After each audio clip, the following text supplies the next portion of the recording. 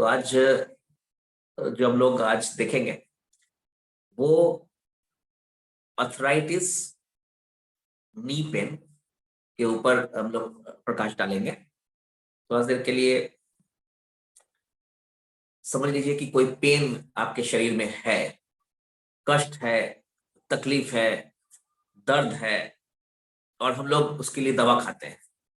लेकिन अगर मान लेते हैं कुछ देर के लिए कि वो कोई बीमारी का रूप ले लेता है और उसका एक नाम दे दिया जाता है और कहा जाता है कि ये कभी ठीक नहीं होगा, तो उस स्थिति में क्या होगा कि घबराहट, डर वो आ जाएगा और साथ साथ काफी सारे डॉक्टर से मिलना पड़ेगा। उसके बाद दवा, परेशानी, सब कुछ आपके पास घिर आज आके मैंने घेर लेगा आपको और उसके चक्रव्यूह में आप फंसेंगे।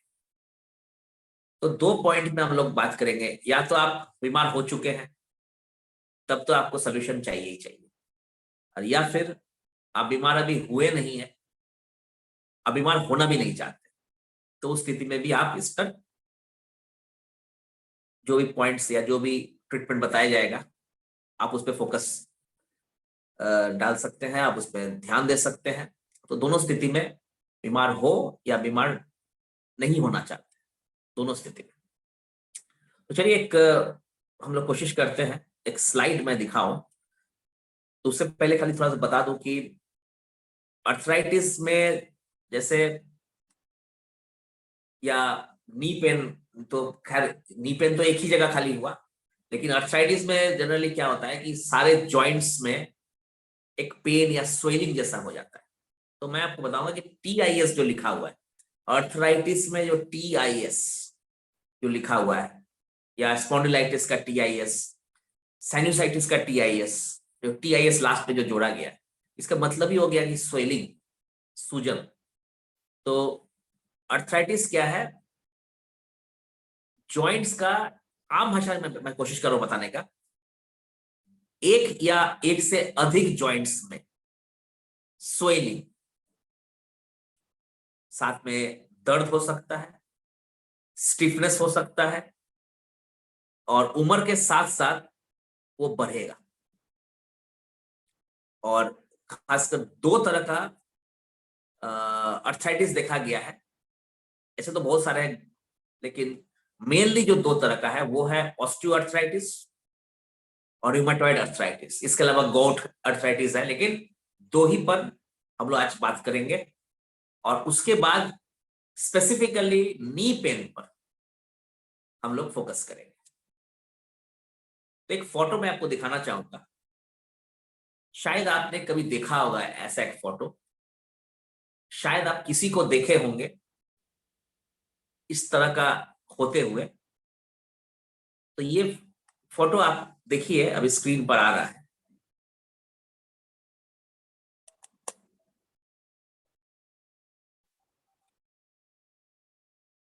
ये है वो फोटो,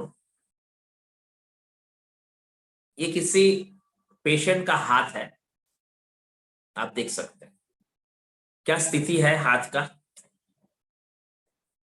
अगर इस पे कुछ मार्क करना चाहे तो आप देख सकते हैं यहां पर ये डिफॉर्मेशन हुआ है।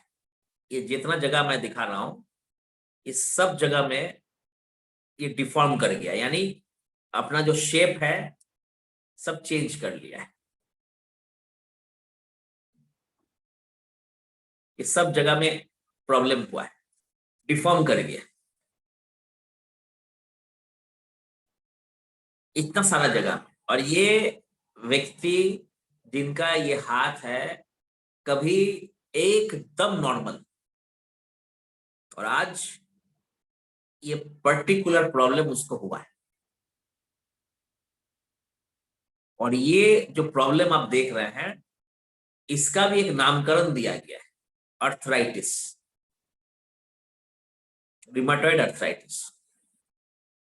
इसके पेन के साथ साथ, स्वेलिंग के साथ साथ, डिफॉर्मेशन यानी जो अपना शेप चेंज कर दिया, उसके साथ साथ बुखार भी, यानी फीवरिश टाइप का फीलिंग, ये भी उसको ऐड किया गया।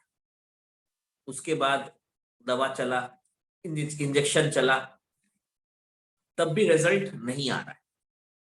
तो ऐसा पेशेंट क्या,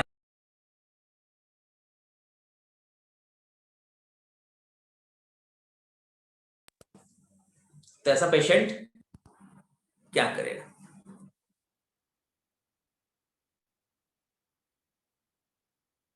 तो ये सोचने वाली बात है।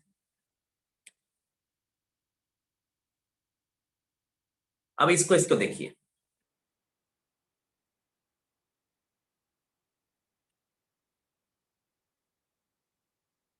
बढ़िया से समझिएगा इस केस को।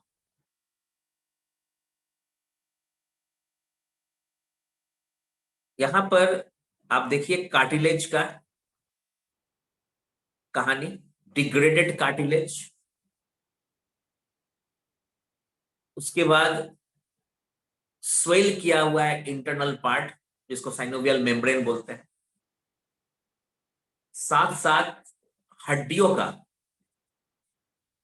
यहां पर घिसना या टूटना फूटना दोनों चल रहा है, शुरू हो चुका है। इस केस को भी आप देखिए। पहले तो हम आपको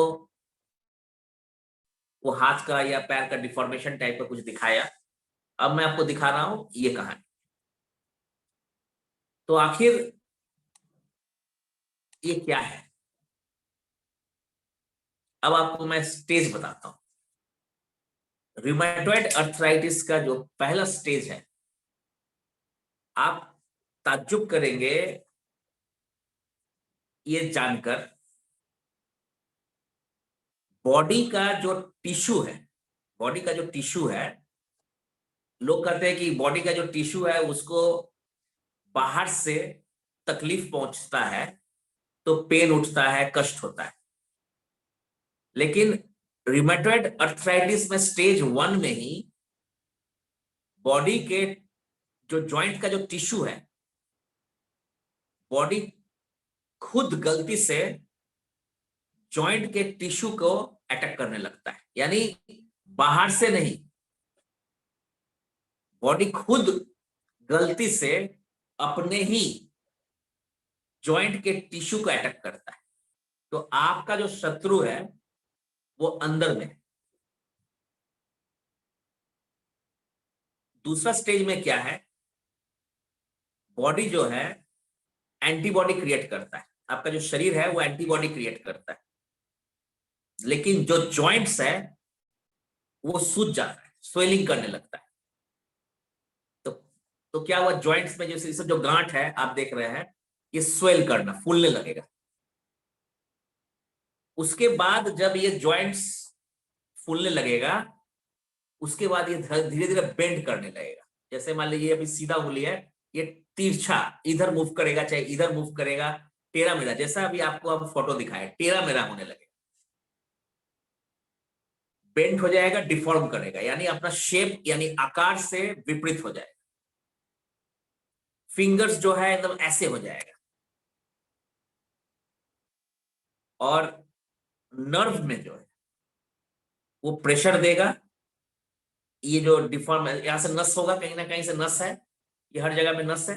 अब वो डिफॉर्म ऐसे करके टेढ़ा मेढ़ा होके उस नस को दबाने लगेगा, जिस कारण से नर्व में पेन आना स्टार्ट होगा। और दवा तो इंजेक्शन हो गया, पेन किलर हो गया, न्यूरो का दवाई हो गया, ऑटो इम्यून डिजीज का दवा हो गया, बहुत सारा दवा चल रहा है। अब कुछ दिन के बाद पाइल्स हो गया, गैस एसिडिटी हो गया, हर तरह का प्रॉब्लम क्रिएट होगा।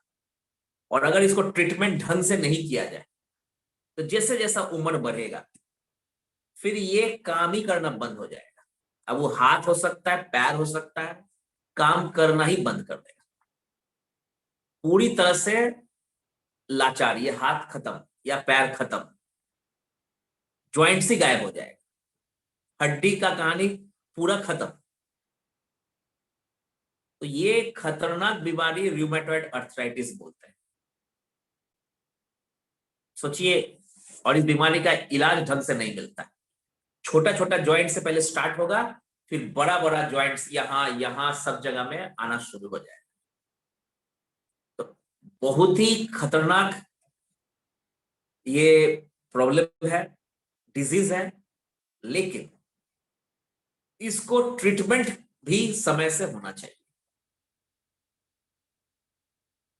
अब आपको मैं दिखाता हूं एक फोटो जिसमें कि कहां कहां ये अफेक्ट करेगा रूमेटॉइड आर्थराइटिस, वो आपको दिखाई देगा। ये आपके स्क्रीन पर आ चुका है, ये आपके स्क्रीन पर, आप ध्यान दीजिए। यहां पर केहूनी में, एल्बो में हो सकता है, रिस्ट में हो सकता है, फिंगर्स में हो सकता है, पैर के, हाथ के, कंधों पर, रिस्ट पे, शोल्डर पे, नी पे, कहीं पर भी ये हो सकता है।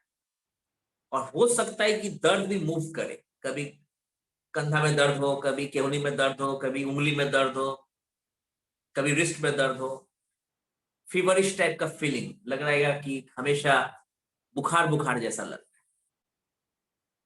और काफी सूझा हुआ रहेगा, जलने जैसा लगेगा कि जल रहा है यहाँ पर।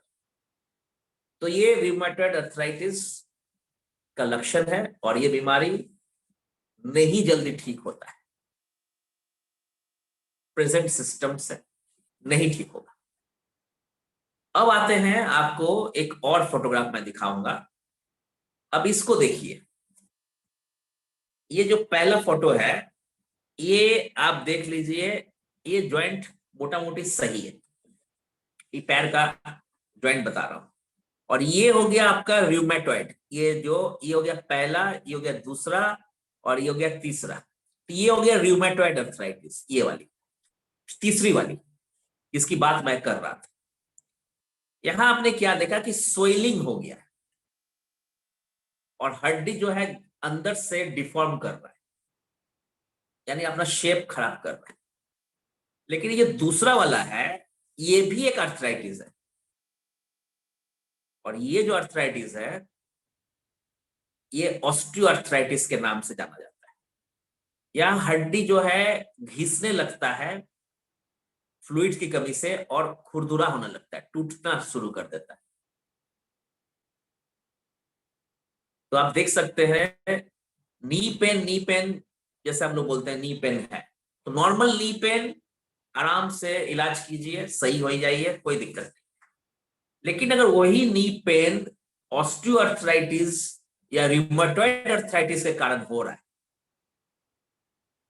तो फिर समझ लीजिए, जैसे ऑर्थराइटिस, ऑस्टियोआर्थराइटिस में लोकल प्रॉब्लम है, सिर्फ यहीं पर है, रूमेटॉइड अर्थराइटिस में पूरे शरीर में कहीं भी हो सकता है। तो आप इतना जान लीजिए कि ऑस्टियोआर्थराइटिस में ये घिस रहा है हड्डी, या हो सकता है घुटना का हो।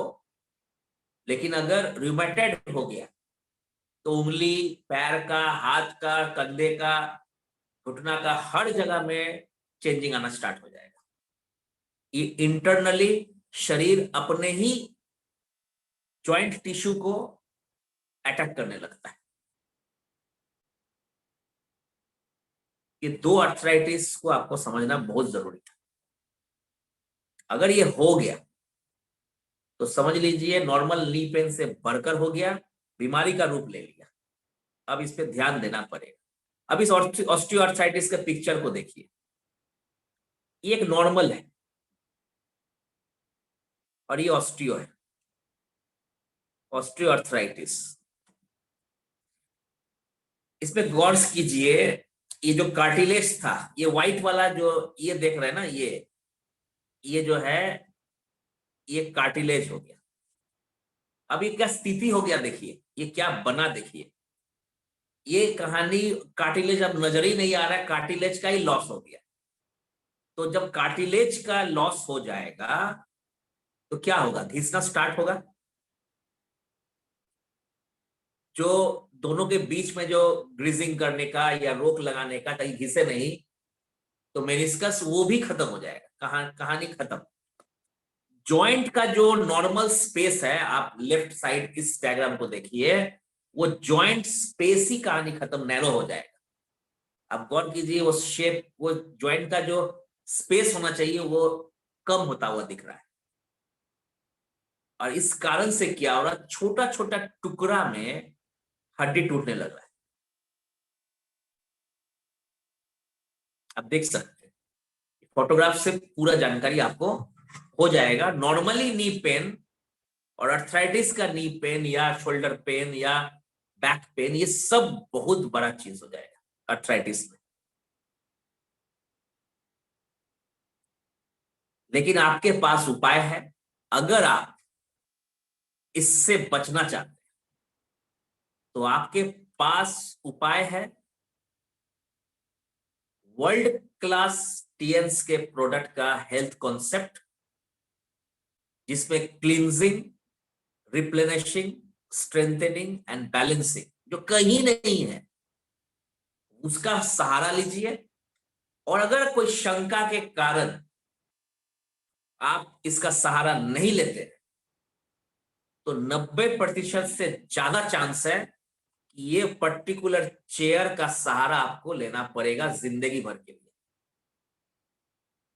तो चॉइस हमेशा होना चाहिए, या तो आप इसका सहारा लीजिए और नहीं तो ये तो कंफर्म है, ये मिलेगा। चॉइस अपना है।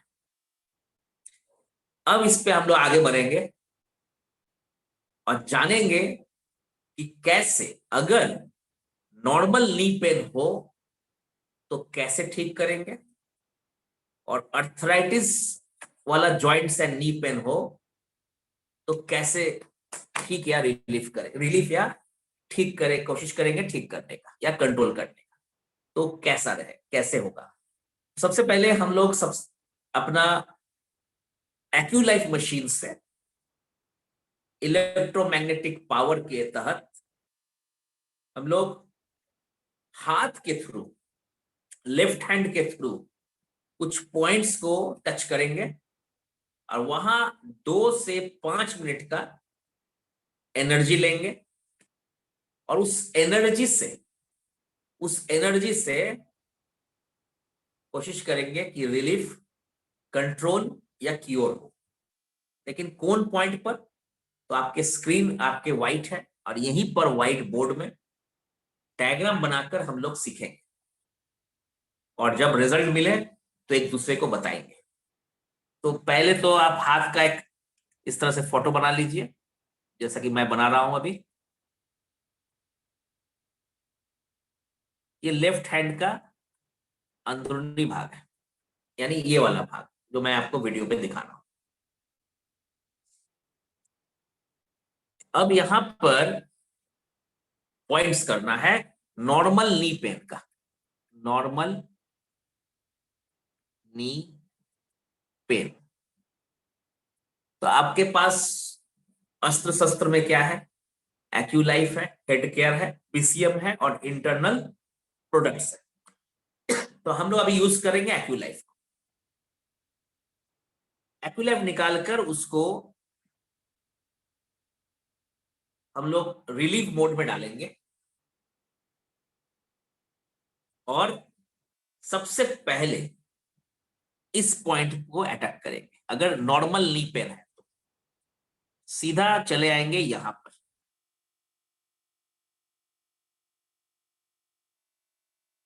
ध्यान दीजिएगा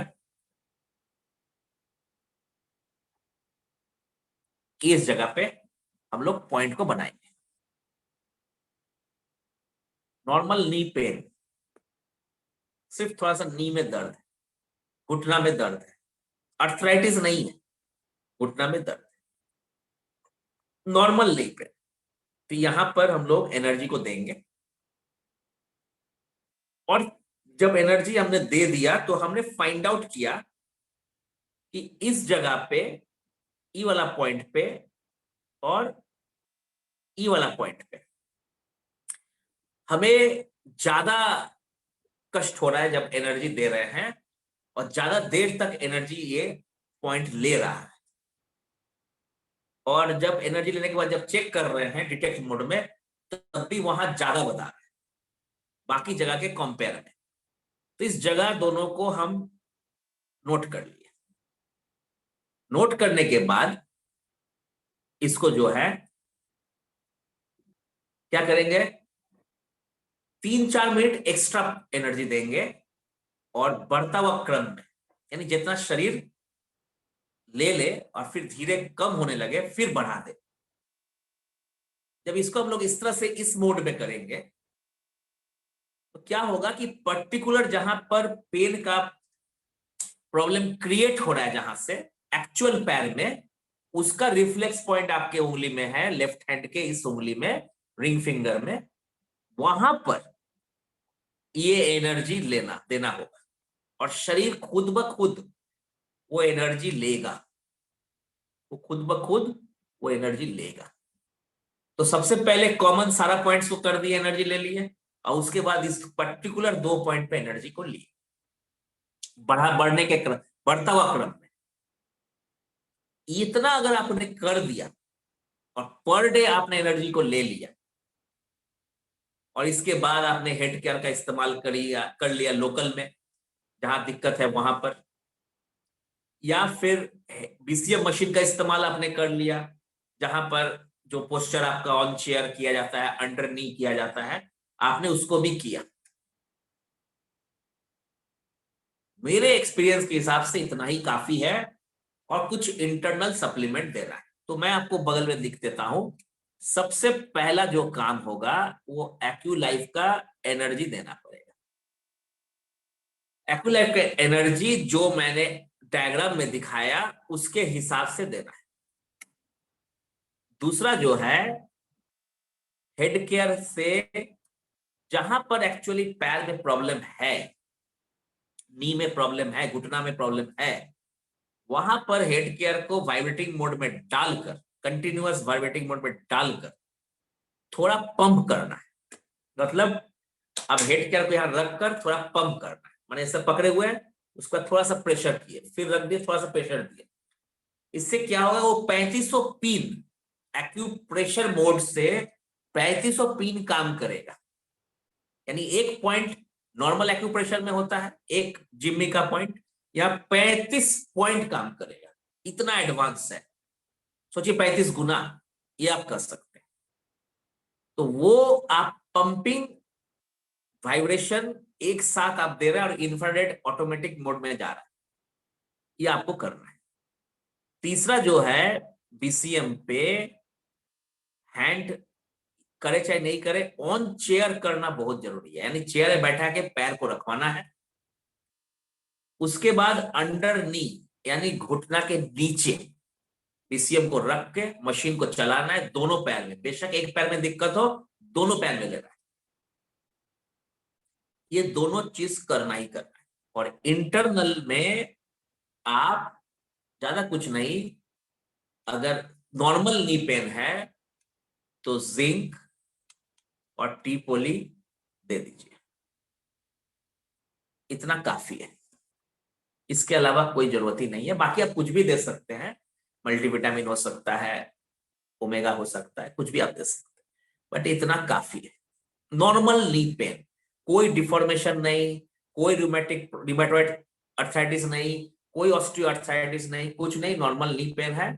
हमने उस लोकल जगह में बीसीएम किया, हेड केयर किया, डायग्राम के हिसाब से एक्यूलाइफ का एनर्जी लिया और इंटरनल सप्लीमेंट्स का इस्तेमाल कर लिया। लेकिन यही केस नी पेन, अगर अर्थराइटिस वाला नी पेन हो जाए, यानी हो सकता है रिमेटॉइड अर्थराइटिस हो, ऑस्टियो अर्थराइटिस हो, तो थेरेपी या ट्रीटमेंट एक्यूलाइफ के थ्रू, हेड केयर के थ्रू, बीसीएम के थ्रू कैसे होगा और इंटरनल क्या खाना होगा, इस पर फोकस करना बहुत जरूरी है। तो मैं आपको वो अगला पेज में मैं आपको डायग्राम बना के दिखा देता हूं। इसको हमने नाम यहां पर नोट करवा दिया, अर्थराइटिस। ठीक है, अब ये हो सकता है कंधों के जॉइंट्स में हो जाए, रिस्ट में हो जाए, पैर में हो जाए, घुटना में, कहीं पर, शोल्डर, एल्बो में यानी केवनी में हो जाए, सबको टच करके हम आपको बता देते हैं। अब अगला पेशेंट को क्या है, अगले को क्या है, उसके ऊपर देखकर आपको विचार करके ट्रीटमेंट देना। तो जो अगर अगर मान लिया रिमेटॉइड अर्थराइटिस है, तो सबसे पहला जो हम यहाँ पर एक हाथ का फोटो बना देते हैं।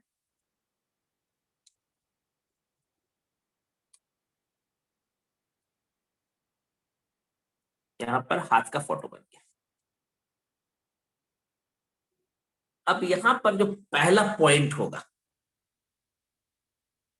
वो क्या होगा, ध्यान से समझिएगा इस पॉइंट को। सबसे जो पहला पॉइंट वो नी का नहीं होगा, वो सीधा ये पॉइंट होगा।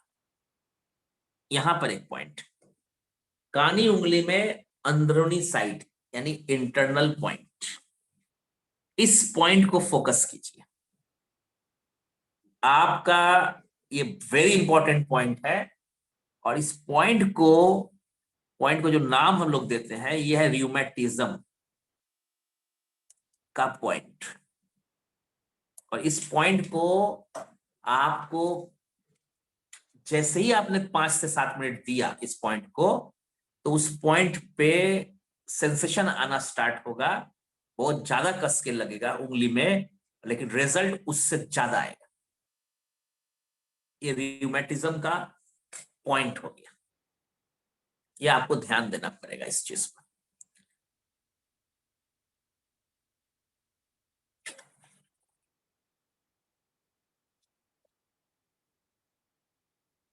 इस पॉइंट को आप नोट कर लीजिए, बहुत इंपॉर्टेंट पॉइंट है ये रियूमेटिज्म का पॉइंट। उसके बाद एक पॉइंट आप यहां गौर कीजिए, इस जगह पे इस पॉइंट को ध्यान दीजिए। ये पॉइंट जो है ये ग्लैंड का पॉइंट, एंडोक्राइन ग्लैंड, अंतःस्रावी ग्रंथियां, अंतःस्रावी ग्रंथियां उसका पॉइंट है ये। शुगर के केस में भी ये पॉइंट को दिया जाता है और इस पे भी दिया जाएगा, एंडोक्राइन ग्लैंड। देखिए आपके स्क्रीन पर, इसके साथ में आपको देना है 3 चीज। एक, सबसे पहले लीवर का पॉइंट, ये देना है, ये देना है, ये देना है। ये लीवर का पॉइंट हो गया, लीवर, लीवर और लीवर, ये पॉइंट हो गया। और उसके साथ किडनी का पॉइंट्स को दे देना है। एक यहां पर है किडनी का पॉइंट, यहां पर है किडनी का पॉइंट, और साथ में यहां है किडनी का पॉइंट। इतना पॉइंट देना बहुत जरूरी है। और सब 2-2 मिनट का एनर्जी, क्योंकि रूमेटॉइड अर्थराइटिस का प्रॉब्लम है, उंगली जो है अपना आकार बदल रहा है, डिफॉर्म कर रहा है, शरीर डायरेक्ट अपने ही जॉइंट टिश्यू का अटैक कर रहा है गलती से, तो ये बहुत जरूरी है। अभी तो मैंने आपको ना पैर का बताया, ना हाथ का बताया, ना शोल्डर का बताया, ना रिस्ट का बताया। मैंने ओवरऑल रिमेटॉइड अर्थराइटिस के हिसाब से आपको मैंने कुछ पॉइंट्स बताया कि वो ये पॉइंट्स अगर कर दिया जाए तो रिजल्ट्स आएगा। 2 पॉइंट्स आएगा हाथ के विपरीत दिशा में, यानी ये साइड। तो उसको बनाने के लिए मैं यहां पर एक हाथ का फोटो बना रहा हूं, उल्टा वाला, यानी बैक साइड। ये बैक साइड का उल्टा वाला।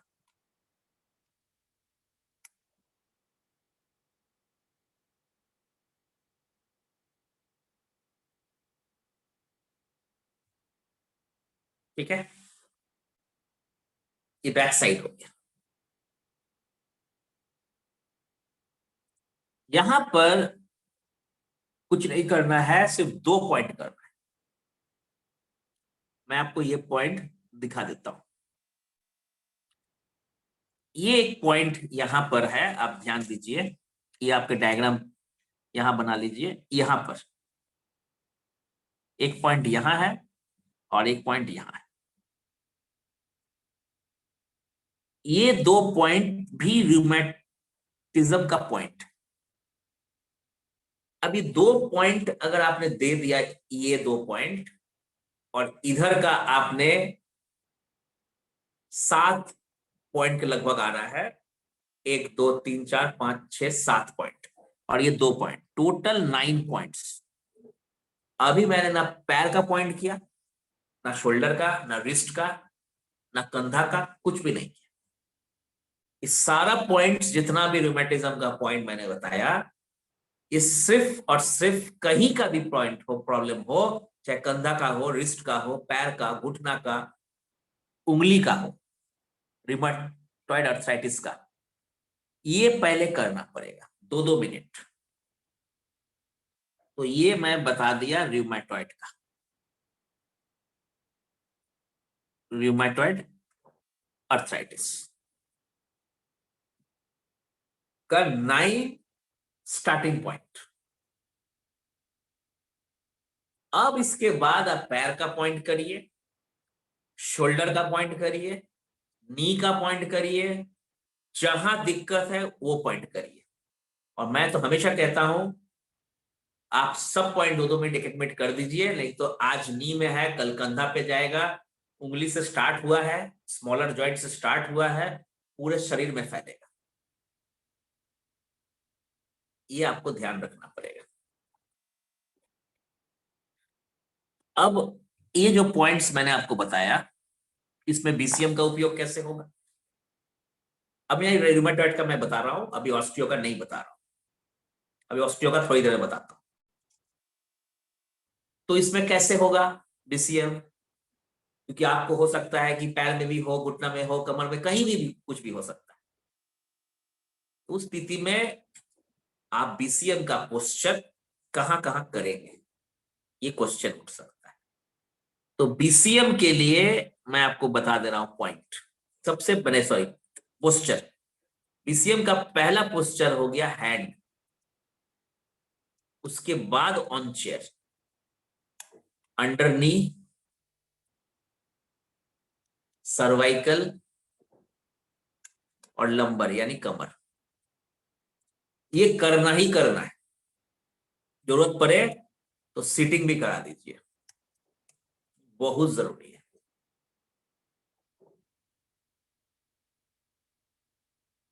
बहुत इंपॉर्टेंट पोस्चर है ये।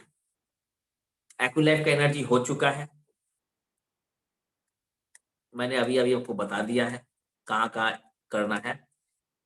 और उसके बाद एक्विलाइफ एनर्जी बीसीएम के बाद आता है हेड केयर। पेन के जगह पे, डिफॉर्मेशन के जगह में, जहां पर आकार चेंज हो रहा है, यानी अगर उंगली में हो रहा है तो उंगली में हेड केयर को लगाना है। अगर आपको लग रहा है कि घुटना में है, अगर आपको लगता है कि एल्बो में यानी केहुनी में हो रहा है, अगर आपको लगता है कंधा पे हो रहा है, कहीं भी है, दर्द जहां है, स्वेलिंग जहां है, जहां जलने जैसा एक फीलिंग आ रहा है, वहीं पर आपको बर्निंग सेंसेशन जिसको बोलता है, वहीं पर लगा देना है। तो पेन या डिफॉर्मेशन या एफेक्टेड एरिया, ठीक है, एफेक्टेड पार्ट यानी जहां पर यह दिक्कत हुआ है, उस पर आपको हेड केयर इस्तेमाल कर लेना है। कैकुलेफ एनर्जी हो गया, बीसीएम हो गया, हेड केयर हो गया। तो अगर एक पुराना वाला फोटो मैं आपको जो दिखा रहा था, रिमेटॉइड आर्थराइटिस है और ये सारा पॉइंट्स आपने किया, ये स्टार्टिंग हो गया 9 बेसिक पॉइंट। लेकिन इसके अलावा कौन सा करना है ये भूलिएगा नहीं। अगर घुटना का है, शोल्डर का है, रिस्ट का है, हाथ का, एल्बो का, वो सारा पॉइंट करना होगा। तो उस स्थिति में आप कौन सा कैसे करेंगे पॉइंट को, ये समझने के लिए आपको ये समझना है कि हैंड वाला ये हो गया, पैर वाला ये हो गया, सर्वाइकल पोर्शन ये हो गया, कमर का ये हो गया, ये सब जगह हो गया। यहां प्रॉब्लम हो सकता है, रिस्ट का ये हो गया, ये रिस्ट का हो गया। तो नी यानी पैर का, हाथ का, रिस्ट का, उंगली का, वो सब कुछ कवर अप कर दिया जाएगा। शोल्डर का करना है तो यहां कर लिए, हाथ के इस तरफ, तो वो बाद में आएगा। लेकिन पहले ये 9 पॉइंट आपको करना पड़ेगा, नहीं तो अगर नॉर्मली क्या होता है, रिजल्ट क्यों नहीं आता रिमेटॉइड में, क्योंकि हम इस 9 पॉइंट को छोड़कर डायरेक्ट पैर, हाथ, शोल्डर इसका पॉइंट को करते हैं और 99% लोग यही करते हैं। लेकिन इस 9 पॉइंट को करने के बाद रूमेटॉइड अर्थराइटिस में अगर तब आप बाकी पॉइंट करते हैं तो रिजल्ट मिलने का चांसेस लगभग 90% अबव हो जाएगा। तो उस स्थिति में खाना क्या होगा, इसकी बात हम लोग कर ले। तो खाने के लिए यानी इंटरनल जो सप्लीमेंट्री है उसके लिए आपको मैं एक लिखवा देता हूं। नॉर्मल नी पेन में मैंने क्या लिखवाया था, जिंक और टीपोली। यहां पर ओमेगा लाइफ ऐड हो जाएगा। जिंक है ही, टीपोली है। टीपोली बेहतरीन प्रोडक्ट है। ओमेगा लाइफ के साथ जैसे ये कंबाइन करेगा तो 42 इंग्रेडिएंट ओमेगा लाइफ का और टी पोली का, ग्रीन टी फ्लेवोनॉइड्स, ये दोनों जब कंबाइन करेगा और साथ में जिंक आएगा तो रिजल्ट बहुत अच्छा आएगा। लेकिन इसके साथ एक क्लींजिंग के लिए, मास्टर क्लींजिंग के लिए एफओएस भी देना बहुत जरूरी है, क्योंकि पेट का क्लियरेंस बहुत जरूरी है। हाई फाइबर भी आप दे सकते हैं, मैं आपको पब्लिक कर देता हूं, दे सकते हैं। चीटोसन आप दे सकते हैं, बेहतरीन काम करता है। ओपीसी प्लस दे सकते हैं। लेकिन ये जो कॉम्बिनेशन है जिंक ओमेगा लाइफ टी पोली, ये 9 महीना से पहले रुकना ही नहीं है। रिजल्ट आए रिजल्ट नहीं आए, 9 महीना जिंक ओमेगा लाइफ टी पोली को खाना है और उसके साथ ऐड करिए एफओएस या हाई फाइबर, ओपीसी प्लस, या आप दे दीजिए इसके साथ साथ बेहतरीन काम करेगा चीटोसन सप्लीमेंट। तो ये आप दे सकते हैं, पर इस कॉम्बिनेशन को नहीं तोड़िएगा जिंक ओमेगा लाइफ टीपोली का। टीपोली 2 सुबह 2 शाम खाली पेट में लेना ही लेना है। ओमेगा लाइफ 1 नाश्ता के बाद और जिंक जो है खाली पेट में सुबह शाम। यानी जिंक का 1 कैप्सूल, टीपोली का 2 कैप्सूल एक ही बार में ले लेना है खाली पेट में, और फिर शाम में जिंक का 1 कैप्सूल, टीपोली का 2 कैप्सूल शाम को ले लेना है खाली पेट। ओमेगा लाइफ नाश्ता के बाद 1 कैप्सूल लेना है। एफओएस को सुबह शाम आप ले सकते हैं सुसुम पानी में घोलकर, या एक बार में 1 सैचेट 2 सैचेट ले सकते हैं।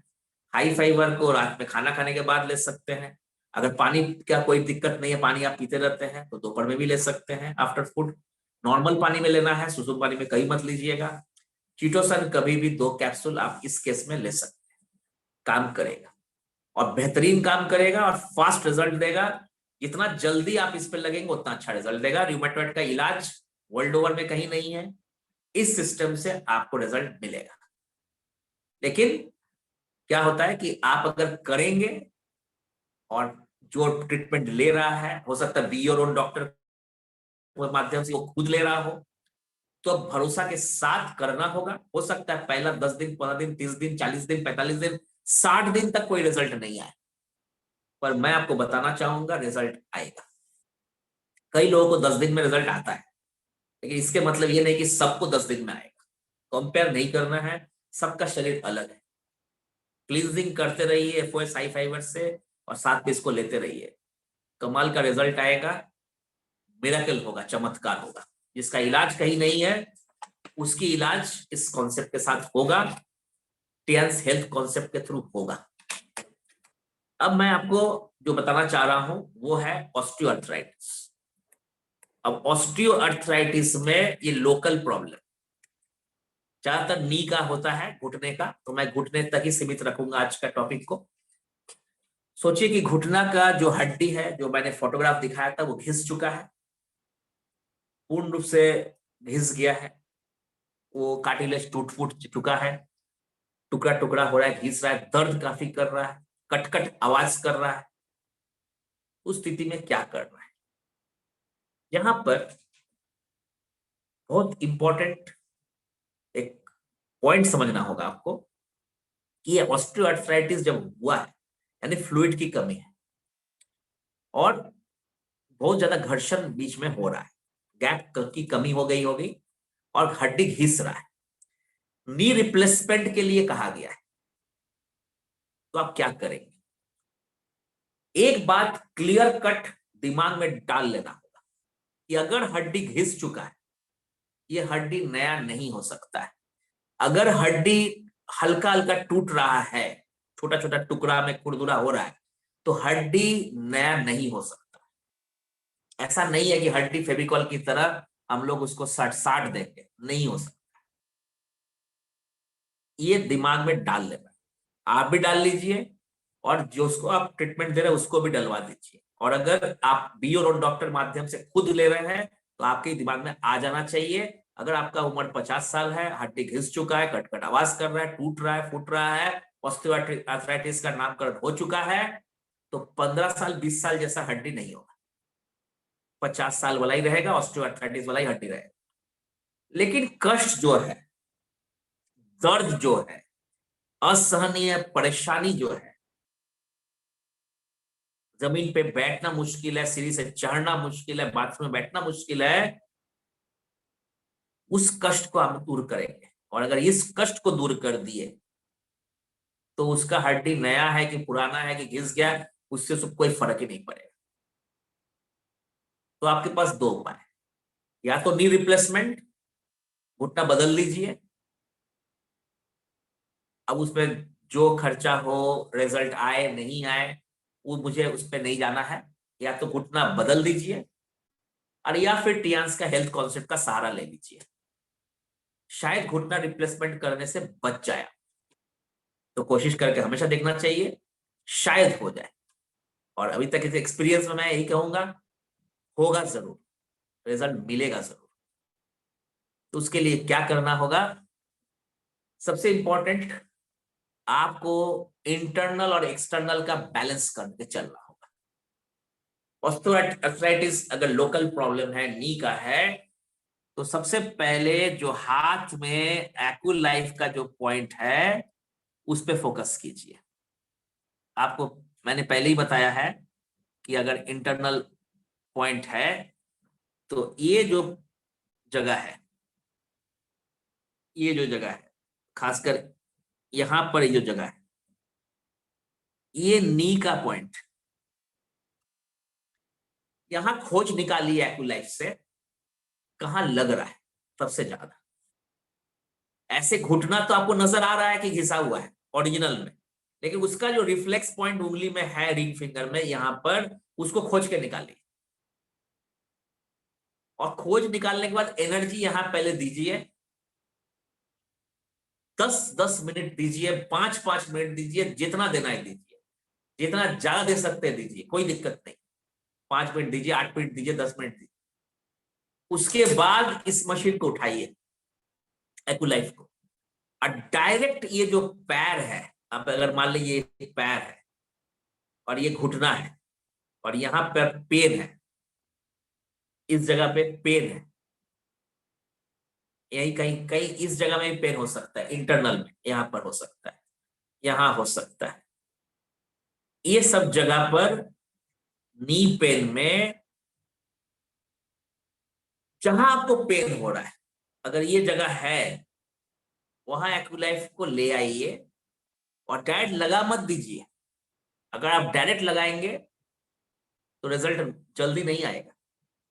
करना क्या है, इस अफेक्टेड, अगर इस पार्ट में आपको करना है, मैं आपको डायग्राम में दिखा देता हूं। करना क्या है, सबसे पहले इस एक्यूलाइफ मशीन को, एनर्जी को ऑन करके ऐसे पहले गोल गोल घुमाइए, घड़ी के विपरीत। मान लीजिए घुटना है, यहाँ घुटना में इस जगह में पेन है, स्वेलिंग है, दर्द है, तो एक्यूलाइफ की एनर्जी आप उंगली में दे दिए, जो आपसे डायग्राम में दिखा रहा है। उसके बाद एक्यूलाइफ को यहाँ लाइए और एंटी क्लॉकवाइज इसको घुमाइए। आपकी फोटो में हो सकता है आपको क्लॉकवाइज दिख रहा हो, तो मैं उलट देता हूं, ये एंटी क्लॉकवाइज, ठीक है। यहाँ पर उस पर जाना नहीं, मेरा मुंह, मैं जो बोल रहा हूँ बस उसको याद रखना है, फोटो में मत जाइए, कभी कभी फोटो में उल्टा दिखाई देता है, क्योंकि ये सामने का वो कैमरा है, तो उस पर मत जाइए। मुझे नहीं पता आपको कौन सा दिखाई दे रहा है, लेकिन एंटी क्लॉकवाइज यानी घड़ी के विपरीत देखना है, चलाना है। अब मान लीजिए ये घुटना है, यहां पर ये एक्यूलाइफ का प्रोब है, ठीक है। अब इसको करना क्या है, ऐसे ऐसे ऐसे ऐसे एनर्जी चल रहा है, एनर्जी ऑन है, और ये पूरा एनर्जी ऐसे जाएगा, और फिर छोटा करते चले जाइए। फिर बड़ा कीजिए उसको ऐसे, और फिर छोटा कर दीजिए। तो ये अगर आप 10 मिनट तक इसको कर देते हैं, यानी स्वेलिंग का भाग इतना है, पेन का भाग इतना है, और आपने इतना बड़ा एरिया से, इस छोटा सा एरिया से लेके इतना बड़ा कर दिया, यानी प्रॉब्लम वाला एरिया उसके अंदर आ गया। तो आप अगर कर दिए, उसके बाद दूसरा क्या है कि यही अफेक्टेड पार्ट में आपको ऊपर से नीचे एक्यूलाइफ को चलाना होगा। ऊपर से नीचे मतलब अगर ये जगह है तो ऐसे चलेगा, ये ऐसे चलेगा, ये जगह है तो ऐसे चलेगा। यानी अगर ये अफेक्टेड पार्ट है तो एक्यूलाइफ के प्रोब को मैं ऐसे लूंगा, ऐसे चलाऊंगा, फिर उठा दूंगा, फिर ऐसे चलाऊंगा, फिर उठा दूंगा, फिर ऐसे चलाऊंगा, फिर उठा दूंगा, ऐसे चलाऊंगा, फिर उठाऊंगा, ऐसे चलाऊंगा, फिर उठाऊंगा, ऐसे चलाऊंगा। तो यहां से शुरू किया और ये धीरे धीरे इस एरिया में पूरा कवर किए। इतना पे रुकना नहीं है। तो पहला आपने क्या किया, गोला बनाया। दूसरा आपने क्या किया, ऊपर से नीचे की ओर ले आए। कौन सा, वही इलाका में एक्यूलाइफ का एनर्जी चल रहा है, हाथ में तो कर चुके, उंगली में कर चुके, अब उसको घुटना पे लेके आए। अब घुटना में इस काम को आप कर रहे हैं। अब तीसरा करना है कि ऐसे भागना है, ऐसे भागना है। यानी पहला हो गया गोल, उसके बाद ऐसे, और उसके बाद ऐसे। लेकिन ध्यान रखिए वापस नहीं जाना है, ऐसे फिर उठाना है, फिर ऐसे फिर उठाना है, फिर ऐसे फिर उठाना है, फिर ऐसे उठाना है। तो यानी एक इलाका इतना छोटा को आप पूरा घेर लिए, क्रिस क्रॉस करके, गोल करके आपने पूरा एरिया को कवर कर लिया। अब ये फ्लूइडिटी जो है ये क्रिएट होगा 10 to 15% या मैक्सिमम 20% फिर से रीजनरेट होगा, इस पैथी में होगा। पीईएमएफ पल्स इलेक्ट्रोमैग्नेटिक फील्ड थेरेपी में होगा। एक्यूलाइफ का एनर्जी उसी पर बेस किया हुआ है। जब ये चीज होगा, और नॉर्मल भाषा में हम लोग बोलते हैं ग्रीजिंग, यानी फ्लूइड, साइनोवियल फ्लूइड, तो ये कष्ट पेशेंट भूलने लगेगा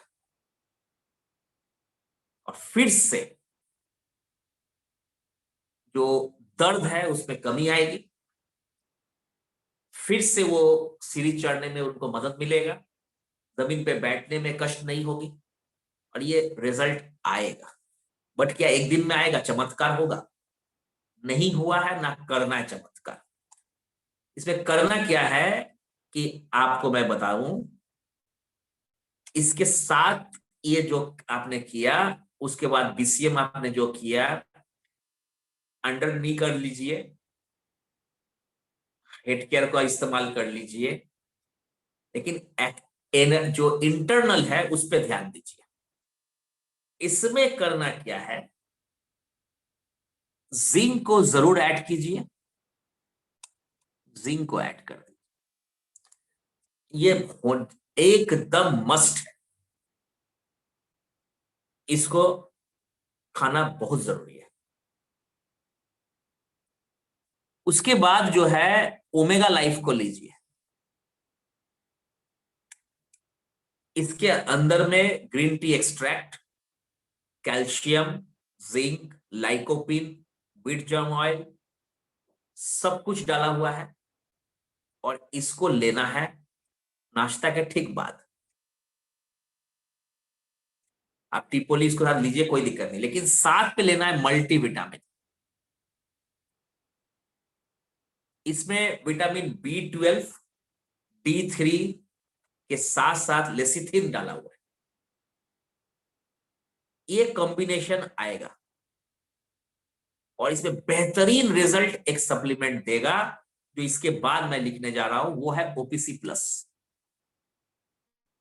ओपीसी प्लस बेहतरीन काम करेगा, बहुत ही बढ़िया। इसको आप, जैसा मैं बता रहा हूं, जिंक सुबह शाम खाली पेट में एक एक कैप्सूल, ओमेगा लाइफ नाश्ता के बाद एक कैप्सूल, मल्टीविटामिन नाश्ता के बाद एक टैबलेट, और ओपीसी प्लस भी जिंक के साथ सुबह शाम खाली पेट में, यानी एक जिंक एक ओपीसी सुबह में खाली पेट, शाम में एक जिंक और एक ओपीसी दे दिए खाली पेट, ओमेगा लाइफ को नाश्ता के बाद एक कैप्सूल, और उसी के थोड़ा देर के बाद मल्टीविटामिन का एक टैबलेट। ये जो कॉम्बिनेशन आएगा लेसिथिन का, D12 D3, लाइकोपिन का, ग्रीन टी एक्सट्रैक्ट का, कैल्शियम का, जिंक का, ये सारा जो एक साथ जब जाएगा, जिंक और ओपीसी प्लस यानी ग्रेप सीड एक्सट्रैक्ट का जो पार्ट आएगा, सब मिलके वहां क्रिएट करेगा, जो एनर्जी आपने दिया उस पे उत्प्रेरक का काम करेगा, दोनों मिलाकर। वो जो मैंने बोला 10 से 15%, मैक्सिमम 20% फ्लूइड वापस रीजनरेट करेगा और काम शुरू हो जाएगा। ये इस पैथिक में संभव है। तो भाग अच्छा रहा, नी रिप्लेसमेंट नहीं कराना पड़ेगा, कष्ट दूर हो जाएगा, चेहरे पर मुस्कुराहट वापस आएगा, स्माइलिंग फेस आ जाएगा। नहीं तो 50% रिलीफ तो चुटकियों में हो सकता है, यानी 90 दिन के अंदर, और बाकी 70 to 80% के लिए आपके पेशेंट का पेशेंस और आपका स्किल और इस सिस्टम का, टियांस के हेल्थ कॉन्सेप्ट का पावर मिलाकर वो कर देगा जो वर्ल्ड में कोई नहीं कर पाएगा, ना रूमेटॉइड अर्थराइटिस में और ना ऑस्टियोआर्थराइटिस में नहीं कर पाएगा। वो आप करेंगे बी योर ओन डॉक्टर के माध्यम से। तो थैंक यू वेरी मच आप सबको। मुझे उम्मीद है कि आज के बाद आप लोग के जरिए ऑस्टियोआर्थराइटिस और रूमेटॉइड अर्थराइटिस में लोगों को बहुत अच्छा रिजल्ट मिलने जा रहा है।